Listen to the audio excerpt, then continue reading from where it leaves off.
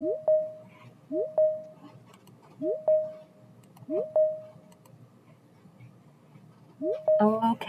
we are streaming and we are recording. All right, why don't we get started? My name is James Pepper. I'm the chair of the Vermont Cannabis Control Board. Today is Wednesday, June 29th, 2022, and I will call this meeting to order. So first thing, our next application window is opening this Friday, July 1st at 10 a.m. This window is for all three tiers of product manufacturers, as well as wholesalers. And you should just refer to our rules and our guidance as to what these license types are permitted to do. So this window opening does not mean that other application windows are closing. We have no intention of closing our other license application types. If that changes, we will give everyone ample notice before we close any application windows. Also, these windows opening does not deprioritize our review of outdoor cultivators. In fact, I can say that as of today, our incredible staff has reviewed every Tier 1 outdoor cultivator application. That was our biggest cohort of outdoor cultivators, and they are currently in the process of reviewing the remaining 22 outdoor applications for tiers 2 through 5. If you are an outdoor cultivator, I can tell you that everyone here recognizes we're down to the wire, but we're almost there. And if you see an incomplete letter from the board, please do what you can to fix those issues and resubmit your application as quickly as possible. We want you in this market. As an aside, when it comes to banking and insurance, I need to clarify that the bank account and the insurance policy has to be specifically for your cannabis business. It's not sufficient that you incidentally have a personal checking account or, for instance, a homeowner's insurance policy. Financial institutions need to know that the source of your deposits is from a cannabis business, and insurance companies won't cover most incidents unless you have a cannabis-specific policy. I mentioned our incredible staff. We are ready to announce we've hired another top-notch employee. Carrie Jaguar will be our director of compliance. He probably doesn't need much of an introduction. You've interacted with the Agency of Agriculture at all in the past 30 years. You likely know him. But for those who don't, he's got a chemistry and a botany background. He essentially set up the agency's pesticide program, the hemp program, and the state lab, just to name a few of his accomplishments. He served on our advisory committee and led the public health subcommittee. And, you know, when I think about Vermont's reputation for quality, it's hard to overstate Carrie's role in setting up the systems that allowed our farmers here to flourish. And honestly, after my wife, he was literally the first person I called when I was offered this job. And I probably wouldn't have accepted, but for his assurance that we could do it, and we could do it the Vermont way. I promised him I'd keep my enthusiasm to a 7 out of 10. So I'm just going to end by saying that, you know, we're very grateful for your willingness to take on this challenging role. Finally, I just wanted to address a question that we received in public comment about a vote that we took at our meeting last week. The board added an agenda item to discuss whether an applicant's proposed operating plan violated the 1 license per location rule. Just as a refresher, our rules require that a licensee may operate across 2 distinct parcels, but only if they share a common border.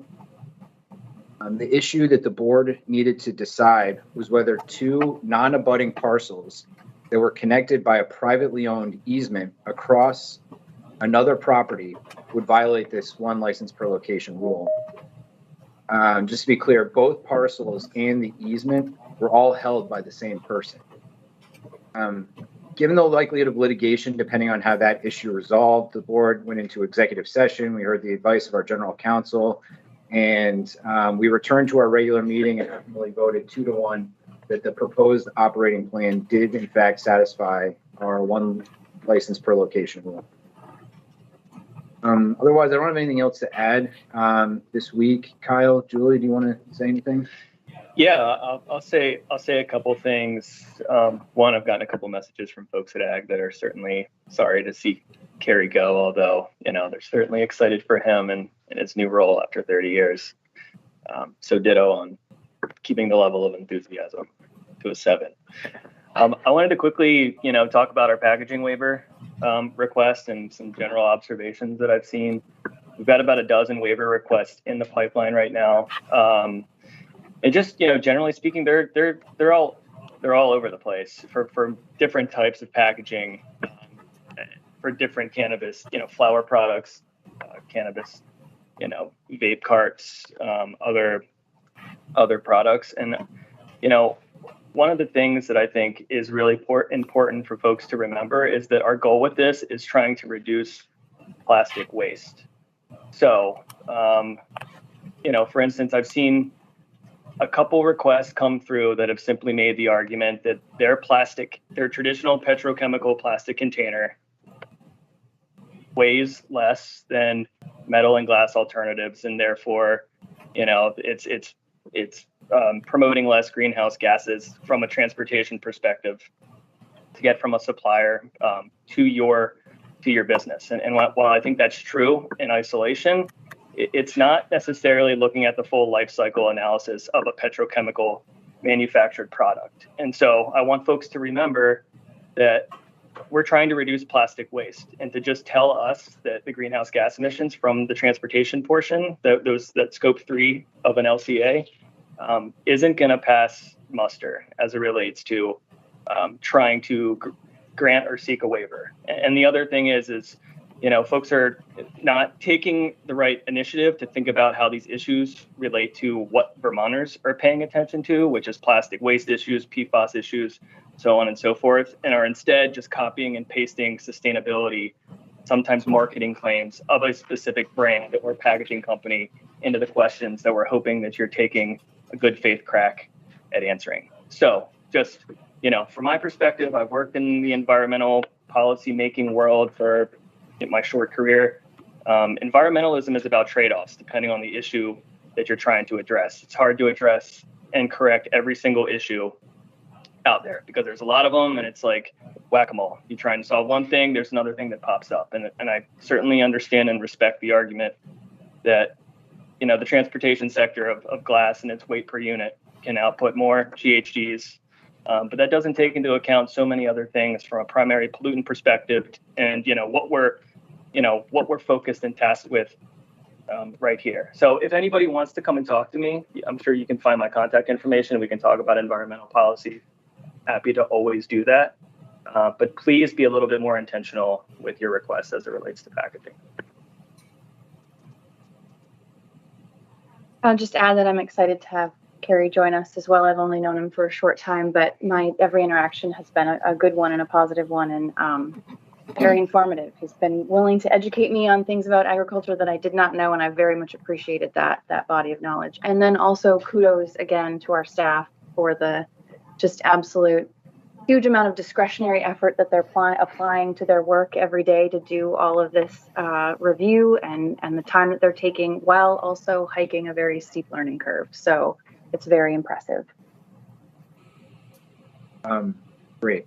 So all we have before we turn to the agenda is to approve our minutes from our last meeting on June 22nd. Is there a motion? So moved. Seconded. All in favor? Aye. Aye. Aye. Okay. So next on the agenda, Executive Director remarks about Act 158. So unlike the title of this bill suggests, it's not actually about regulating small cultivators as farming. It does apply some agricultural exemptions to small outdoor cultivators, but really this bill became the vehicle for a separate bill that included a number of miscellaneous amendments to the cannabis laws. You have a full summary of everything that it does up on our website, but given that some of these amendments impact how licensees may want to set up their business, we thought that it'd be good for Bryn to walk through some of the more substantive changes.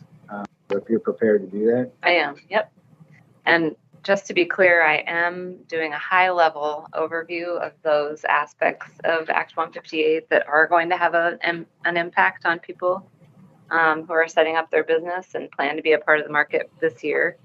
I'm not going to do a deep dive into everything the bill does, and there is an act summary, as the chair mentioned. You can find it on our website under the Laws, Rules, and Regulations tab, and that provides a pretty comprehensive summary or an explanation of every section of Act 158. So just 5 points from the bill that I want to touch on. So first, prior to the passage of Act 158, both delivery and online ordering were prohibited specifically by the statute. So now, after passage of 158, online pre-ordering of cannabis from a licensed retailer for in-person pickup is permitted.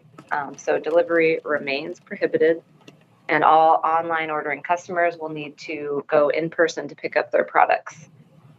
So that means that all of the requirements that are found in our rule regarding age verification and cash management requirements and transaction limits will still apply to anyone who's making an online pre-order and going into a retail establishment to pick it up. Second, previously, all retail licensees were not permitted to package cannabis for retail sale. Other types of licensees were allowed to package, so it's sort of unclear if that was an oversight or not. But Act 158 clarifies that licensed retail establishments are permitted to package cannabis for retail sale. So the practical effect of that is that there is a benefit to cultivators who will now not have to package all of their flower for retail sale, and there may be less consumer waste generated because cultivators can ship their product in bulk to retailers for them to package for retail sale. Third, licensed cultivators and wholesalers can sell seeds and clones now to other licensees, but not to the public. So prior to the passage of 158, there wasn't a legal path for licensed cultivators to purchase seeds and clones. Now there is. Fourth, so this is not specifically from 158, but it's actually from the Cannabis Fee Bill, and 158 made a little amendment to it. But the Cannabis Fee Bill established a product licensing process and an associated fee for licensing a product with the board. So this process is going to ensure that all consumer-facing products go through a review process here within the board that will include a review of product ingredients, labels, and packaging. And that way the board can ensure that all of these consumer-facing products are in compliance with board regulation. So Act 158 clarified that all cannabis producers have to register their products that they create and package for retail sale. And I want to make it clear that every licensed cannabis establishment that plans to produce and package products for retail sale will need to submit information to the board about their product in order for the board to review it and register every product that will be available for retail sale. So this is currently in development. So we are currently developing our product licensing portal, which will ultimately be a part of the license application portal.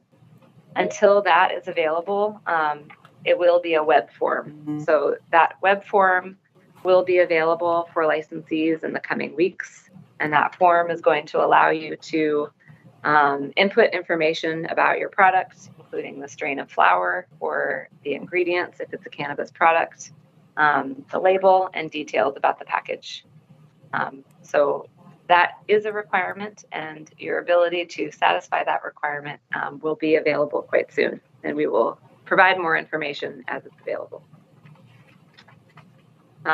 Lastly, Act 158 gave the board regulatory authority over hemp testing, hemp-infused products, and all synthetic cannabinoids. So that product registration process that I just described is also going to apply to hemp products.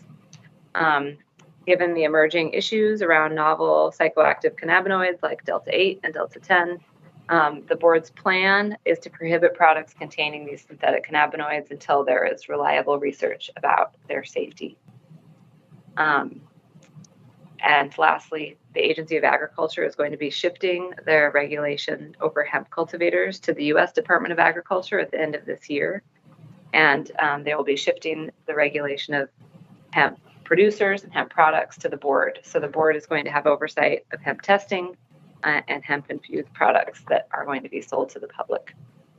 So more information about all of that will be available soon, but I wanted to provide an overview of these new changes since they will have a direct impact on folks that are going to be participating in the market this year.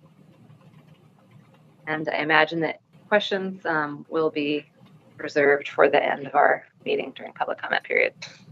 Yeah, great. Thanks for that, Bryn. Are you now prepared to shift gears and review recommendations? Can I ask you a question about that real quick, just to make sure that we all understand? Are there any changes that we'll have to make to our rules to make them sort of align with the act? Yeah, so there will be some additional detail that we will need to add to our rule in our next cycle of rulemaking regarding the oversight and regulation of the hemp producers and those products, and also the product registration process. Thank you. Any other questions for Bryn about this? All right, if we go on applications on social equity, pre-qualification, and license applications.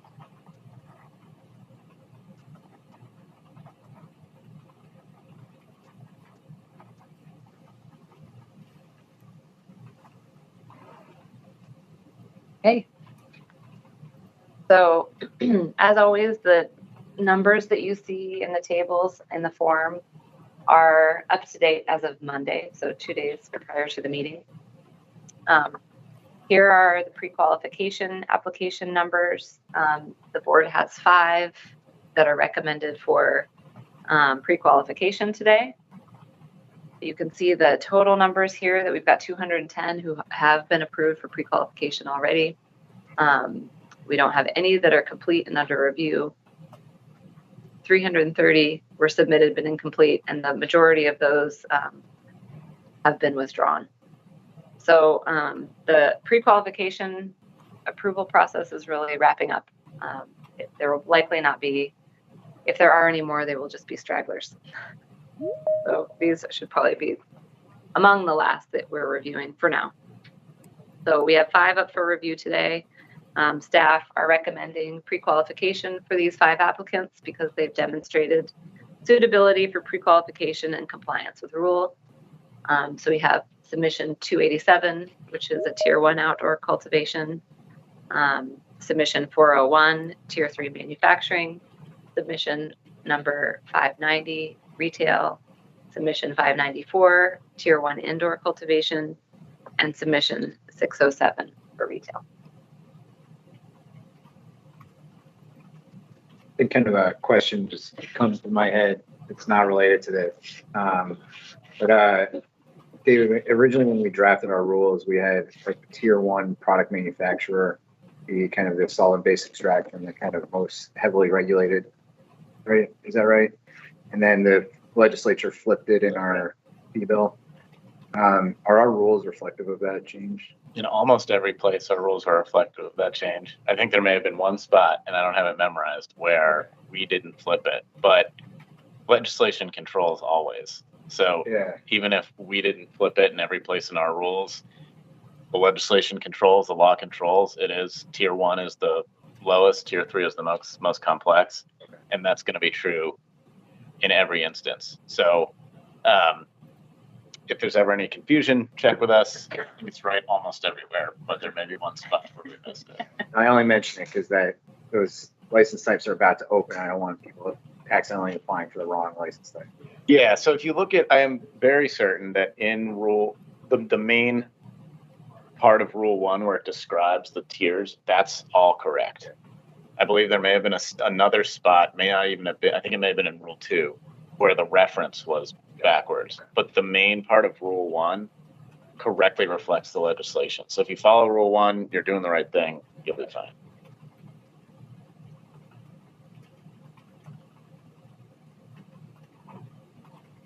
Okay, next up are the license application numbers.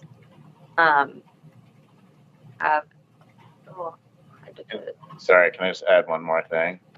So for those of you who are getting ready, it's Rule 1.3.3, and that does have the correct listing of what the various tiers are permitted to do. So if you're thinking about being a product manufacturer, please refer to that section of the rule that you know what you're applying for on Friday. Sorry, keep going. It's fine. It's fine. So here are the numbers for the applications for a full license. You can see we've added 2 columns here for approved and issued. So this approved status means that your application has been officially approved at a regular board meeting, and issued status means that we have actually sent you the link to your cannabis establishment license because you have complied with any additional requirements and you have paid your fees. So we've licensed, so we've got about almost 40 people in that status of either approved by the board or actually have their license has been issued to them. And we have 12 folks up today for review. Those recommendations. So as always, each of the applicants that are appearing on your register today have demonstrated compliance with all the requirements for their license that are contained in both our rules and in the statute. So I will go through them one by one. We have Backcountry Organics, Tier 1 mixed cultivator, Green Mountain Ganja Guys, Tier 5 outdoor cultivator, Moonwaters Farm, Tier 1 outdoor cultivator, Peregrine Farm, Tier 1 outdoor cultivator, Busy Bees Organics, Tier 1 outdoor cultivator, Hana LLC, Tier 1 outdoor, Banting Farm, Tier 1 outdoor, Roaring Branch Farm, Tier 1 outdoor, iMount Grown, Tier 1 outdoor, Birchhaven Farm, Tier 1 outdoor, Purple Lark Farm, Tier 1 outdoor, and the Dank Closet, Tier 1 indoor. So that is your list for today. I'll move on to the social equity license applications. So here is a summary of where our social equity applicants fall in the process. We have 2 that are up for their license review today, 9 approved and 8 issued. So just under 20 social equity applicants that have been approved for a license. So we have 5 applicants that are being recommended today for social equity status. Submission number 234, staff are recommending social equity status for this applicant as they meet the criteria for a social equity individual applicant as defined in board rule. Submission 701, also recommended for social equity status since they meet the criteria for a social equity individual applicant. Submission 646 meets the criteria for a social equity business applicant as defined in board rule, so staff is recommending social equity status for them. Submission 635 meets the criteria for social equity individual applicant. And submission 484, this applicant also meets the criteria for social equity individual applicant. So staff are recommending social equity status for this applicant also. We have 1 applicant whose staff is recommending social equity status denial as they don't meet the criteria for a social equity individual applicant as defined in board rule, and that's submission number 641. Great. So is there a motion to approve? I move that the board accept each of the recommendations for pre-qualification, social equity status, and licensing approval as presented to us by staff and the community. Second. Any discussion about any of these? All in favor? Aye. Aye. Aye. Okay, great. Then next on our agenda, public comment. We'll do this kind of the same way we always do. If you join via the link, feel free to just raise your virtual hand. We'll do our best to call on you in the order that you raise your hand. And then if you join via phone and like to make a comment, we'll move to you after we've kind of gotten through people that joined via video. So Nellie, would you mind helping us out just with the order? Absolutely. We have Marie first.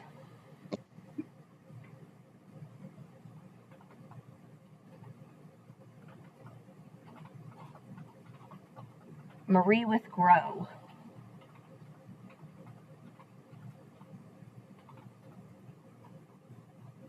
Marie, we can't hear you if you are commenting. Oh, there we go. Oh, there you are. We got you. Okay, can you hear me now? Yes. Okay, great. Thank you so much. First, I want to thank all of you for everything you've done and everything you do. I've had some great conversations with some of the workers there and just truly appreciate it. So that's first. Now, I do have a new question with the whole thing of product registration coming up. As this isn't the first question I have, but actually, I'll make it my first question. With the product registration process, does a manufacturer, tier 2, have to do that? Or is that strictly in retail? So Marie, we don't traditionally answer questions during this period. However, we do appreciate I'm the sorry. question. And no, please feel free to ask, because we are developing guidance around all of these issues, and any question that we hear is a good one for us to kind of help, draft our guidance. So do feel free to ask. Okay. It's just, we won't be answering questions directly today. Okay. Well, I'll keep my eyes open for an answer on that somewhere. This other issue, though, is more of a comment. I'm hoping there's something y'all can do to help, because my concern, it has to do with the banking and insurance. It's very frustrating where I'm coming from, because I'm going to be, your typical Vermont standard small craft licensee. And what I find we're up against is many of us, have cleaned out our retirements, to pursue something that we didn't even think we were ever going to see in our lifetime. And now I realize you guys cannot control what the federal status of cannabis is, hence the financing and insurance issues. But if there is some way to alleviate the stress up front for licensees, that would go a long way. Because what I'm up against right now is it's basically like we're seeing price gouging as a small business going out there trying to get these checking accounts. They're going to charge us astronomical amounts. And right now, every dime I have is going into trying to start up my business. And I'm a one-man show. So, everyone hears cannabis and they immediately see dollar signs, and, they don't see the single mom or dad or the mom and pop business. So the fee structures right now that banks and the policies that the insurance companies are going to be giving us, they're looking for really extravagant amounts of money from us to set up these accounts. And it puts me right out of the running if this holds true. So I have yet to see what the whole manufacturing application process. I started the pre-qual with Drew, so now I'm going to be doing the whole thing come Friday, but I'm a little nervous about whether I'll be able to follow all the way through based on those type of hindrances. Thanks, Marie. Okay, thank you. Next, we have Tree Frog Farms. Hey guys, I know you probably can't comment on it now, but maybe for the future meeting. I was just wondering if, because you always mention tier 1 outdoor, I was wondering if you're considering tier 1 out mixed as an outdoor, because for a lot of us, we're solely really going for the outdoor portion to get started, and I'm wondering if that tier 1 mix takes precedent over the outdoor tier 2s and tier 3s that you're beginning to issue. And that's all I got. Thank you very much. Thank you. Tito is next.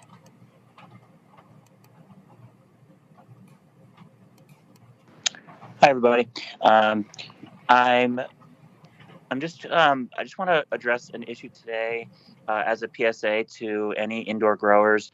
That I just got off the phone with Dan from Efficiency Vermont earlier this morning, and I was surprised to hear that a lot of growers initially reached out, but are not following up with them, and they literally have money to give away.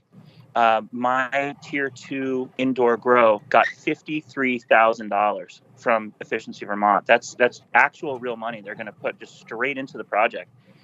Granted, you definitely got to switch from your old HPS lighting, which, I think it's definitely time to do anyway. And so for anybody out there that thinks that the modern LED lighting hasn't caught up yet, it has surpassed HPS lighting. So please switch over, call Efficiency Vermont, and get your money. Thank you. Thanks, Tito. Thanks, Tito. Chris. Hello. Yes, I just wanted to thank you guys for all the work you're doing. I imagine how hard it is on you all to be the intermediaries between the people and big government, which is a lot of us have been battling against a long time, and some of us would even say it's been a war. I just want to point out the fact that there's a lot of greed showing up on that side of things. We're all in this position here of trying to do what we can do to make our businesses happen. And, we're jumping through all the hoops. We're getting the packaging right. We're getting our inspections done. And, and then we see like these licensing fees. And I understand that the licensing would be expensive for this first time around. But for it to be that same fee going forward for everybody really seems like we're getting gouged. And it just doesn't really make sense. The Vermont way is a farmer's market. And as a tier 1 farmer, I want to be able to take my product to a farmer's market. And I don't want to have to pay $10,000 a year to have a license to do that. Now, it's only up to people like you to step forward when somebody says, we need to get money from these guys. We need to take them because they're going to make so much money. We're going to get the money from them. You know what? Some of us are just little farmers doing what we can as a side job. And there's really nobody besides people like you to step up and say, no, we're not going to accept that kind of greed. And when there's taxation without representation in this country, people get pissed. And it wasn't that long ago that people were dumping plant material into the Boston Harbor, and it started off a whole chain of events that led to our freedoms. Now, we just need to keep that in mind as we move forward and realize the frustration level that we could all be having. How we all want to be a part of a legitimate system, but when we get pushed, it pushes us to not want to be legitimate. And I hope you can do your best to be that intermediary for us. Thank you. It's Chris. Yarim.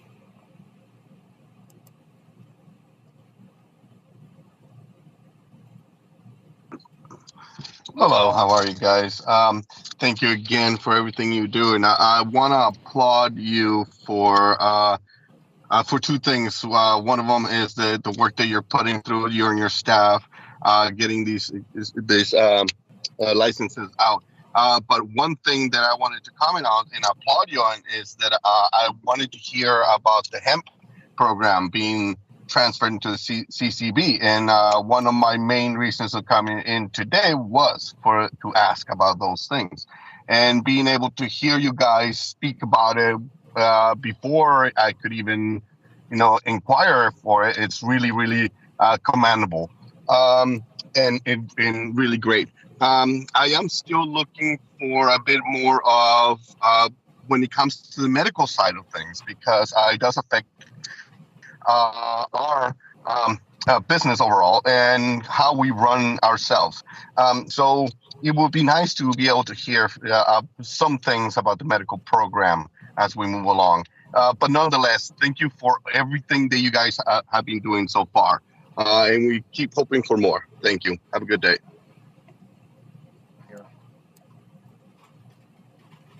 Dave. Hey, following up on a couple of earlier comments and sort of in the spirit of Tito's comment, just got notice today that Vermont Federal Credit Union is significantly revising, lowering its fee structure. And I just want to make a PSA about that.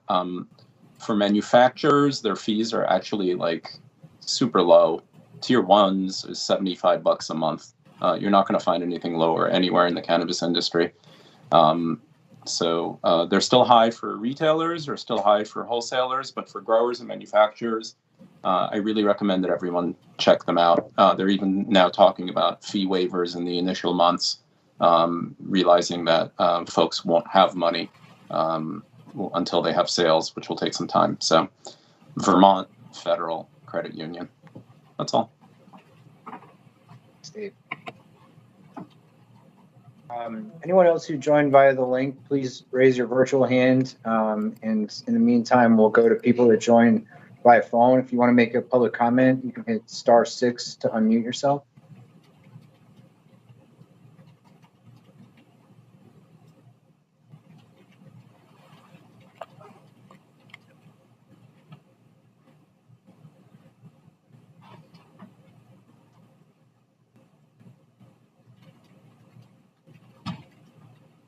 Miller, are you seeing any phones unmuting over on your end?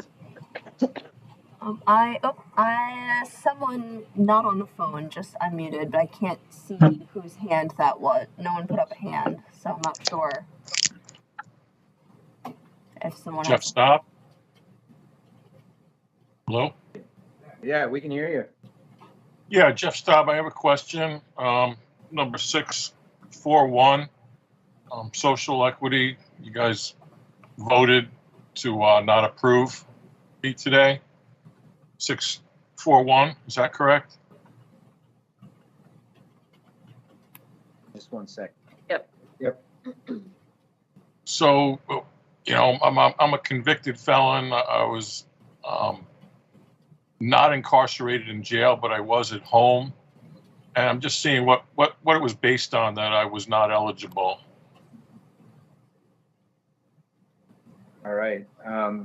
We can't answer that directly right now, but we can follow up. All right, I'd appreciate a follow-up on that, because it has definitely negatively impacted my life, and it seems that all the questions that were asked that I would qualify, and I'm just a little confused as to why not.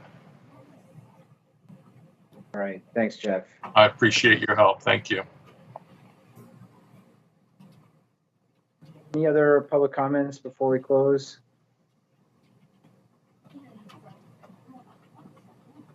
All right, we'll close the public comment window. Just a few just reflections on some of the comments. Marie, you know, we hear you. Like, you know, insurance and banking, the fees are high for no other reason than the federal status. It's really not more risk to anyone. It really is just a reflection of kind of the federal illegality. Insurance is a statutory requirement. The legislature here in Vermont demanded that we ask that you have insurance. We tried to kind of limit the kind of negative impact that might have by saying you need commercially reasonable levels of insurance as opposed to stating a specific amount. And there is a waiver request that you can make if you can really demonstrate that your risk is low. If the specific business type that you're looking to start has a very low risk, you can kind of set aside some money in escrow that can cover insurance amounts in lieu of insurance. Tree frog, yeah, as soon as we're done with the outdoor, exclusively outdoor, we're moving on to the mixed tiers next. So that's kind of the next step. Fees, the fees, we don't get to determine what our fees are. All we can do is try and keep our kind of footprint, our fiscal footprint here at the board as low as possible. We did kind of tell the legislature that the fees need to be low. If you really truly want kind of a craft small cultivator ethos here in Vermont, and they kind of met us halfway, I should say.